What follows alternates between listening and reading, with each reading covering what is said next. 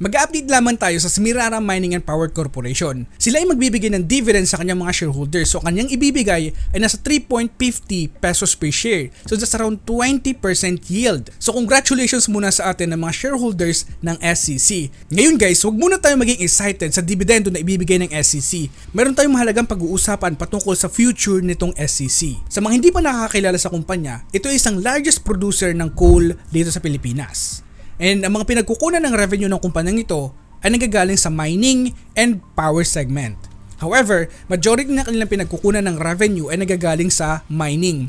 77.4% nanggagaling dito. And as of today, ang kanyang market cap ay nasa 149.83 billion pesos. And ang kanyang revenue ay nasa 83 billion pesos and net income na nasa 33.28 billion pesos. Ang kagandahan dito sa SCC, mas malaki yung kanilang free cash flow kaysa kanyang net income. Nasa 35 billion pesos ang kanyang free cash flow. In comparison sa average na free cash flow, talagang sobrang ganda na kanyang pinapakitang performance ngayon. And ang PE ratio pinapakita dito sa atin na very undervalued ang kumpanyang ito. So kung mag-i-invest tayo ngayon sa kanyang current share price, meron 3.3 years, kaya niyang maibalik ang ating initial investment based sa performance ng company ito ngayon. And pagdating sa yield, pinapakita sa atin na undervalued ang kumpanyang ito. Dahil sa sobrang ganda ng kanilang cash flows, ang utang ng kumpanyang ito ay kayang-kaya nilang punan. Kung titignan mo dito, kanyang debt to earnings, wala pang 2 months kung tutuusin, kaya niyang bayaran yung kanyang long-term obligation gamit lamang yung kanyang kinikita ngayon. And ang kanyang debt to equity nasa 15%. Ang kanyang management pinapakita dito sa atin na talagang sobrang ganda ng kanilang management efficiency. Now, one of the major highlights ito sa kumpanya ay yung kanyang management effectiveness over the past 18 years. Another highlights ito sa SCC ay yung kanilang cash available. Noong 2022 alone, ang kanilang cash available ay nasa 20 billion. Ang kanilang total na utang ay nasa 10 billion pesos lamang. And now, ang kanilang utang na lamang ay nasa 8.86 billion pesos, samantala ang kanilang cash available ay nasa 27.53 billion pesos. Ganito kalaki yung cash available ng kumpanya to expand, to grow the business pa. Sa current share price na ngayon, ang kanyang dividend yield na ay nasa 19.4%. Mayroong payout ratio na nasa 23% lamang. So ang ex-dividend date is October 20, 2023 and ang kanyang payment date ay sa November 8, 2023. And over the past 10 years, continue siya nagbibigay ng dividend sa kanyang mga shareholders.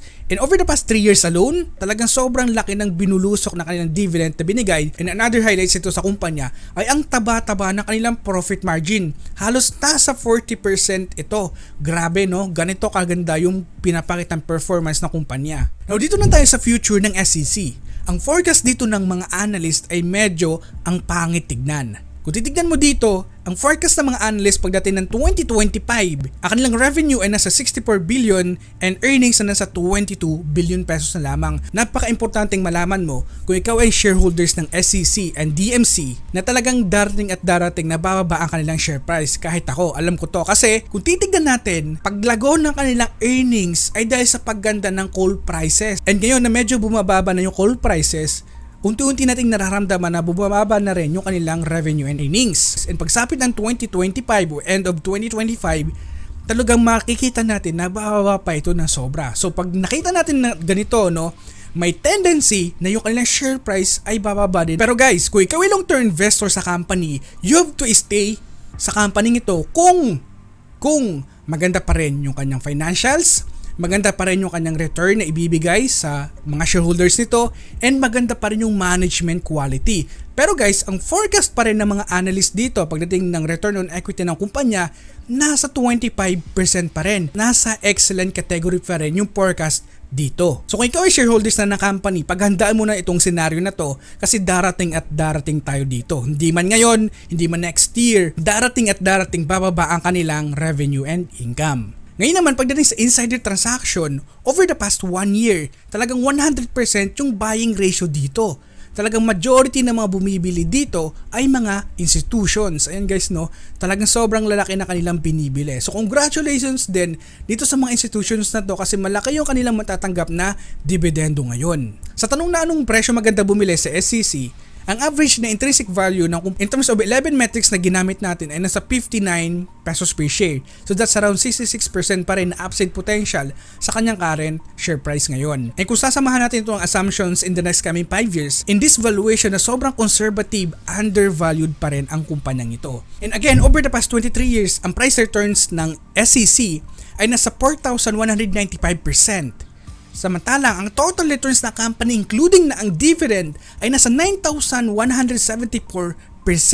Ganito kalaki yung ginugrow ng company ito over the years. Kung titignan natin, napaka-importante ng dividend na binibigay ng kumpanyang ito sa kanyang mga shareholders. Ngayon guys, sa mga kumpanya na nire-review natin dito sa ating channel, huwag ka mag-rely ng 100% sa mga sinasabi ko. You have to question lagi why? Para magkaroon ka ng malawak na idea, magkaroon ka ng malawak na kalaman sa pag-invest sa ating merkado. And again, do your own research. Ito naman ang nanalo na aking portfolio tracker. Congratulations sa'yo. And also, congratulations sa'yo.